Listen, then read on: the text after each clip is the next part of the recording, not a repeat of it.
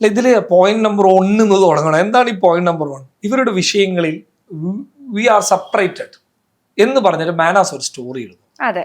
അപ്പൊ സ്വാഭാവികമായിട്ട് ഒരു സ്റ്റോറി കണ്ടിട്ട് വീഡിയോ ചെയ്യുന്ന ഒരാളല്ല ഞാൻ. ഒരിക്കലും അല്ല. ഞാനല്ല 100% ആ സ്റ്റോറിയുടെ പേരിൽ വീഡിയോ ചെയ്യുന്ന ഒരാളല്ല. അങ്ങനെ ഒരു സ്റ്റോറി കണ്ടു കഴിഞ്ഞാൽ ഒരു മാധ്യമ പ്രവർത്തനം എന്താ ചെയ്യണ്ടേ? അതിന്റെ വസ്തുതകളിലേക്ക് അന്വേഷണം നടത്തുന്നതാണ്. സോ സഫയുടെ ആദ്യ ഭർത്താവ്, അയാളോട് ഈ വിവരം ഞാൻ അന്വേഷിച്ചിരുന്നു.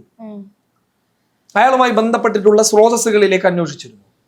അപ്പോൾ അയാളുടെ ഭർത്താവ് മറ്റൊരാളെ കോണ്ടാക്ട് ചെയ്ത്, സഫയുടെ ആദ്യ ഭർത്താവ് മറ്റൊരാളെ കോണ്ടാക്ട് ചെയ്തിട്ട് പറഞ്ഞ കാര്യമാണ്, എന്നോട് മഹനാസ് ഉപദ്രവിക്കുന്ന കാര്യം സഫ പറഞ്ഞിട്ടുണ്ട്. സഫയുടെ തീരുമാനം തെറ്റായി പോയി എന്നുള്ള കാര്യം സഫയുടെ ആദ്യ ഭർത്താവിനോട് സഫ പറഞ്ഞിട്ടുണ്ട്.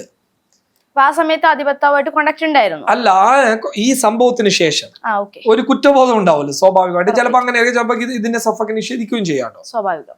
അപ്പൊ ഈ പോയിന്റിൽ നിന്നാണ് എനിക്ക് വിവരം കിട്ടുന്നത്.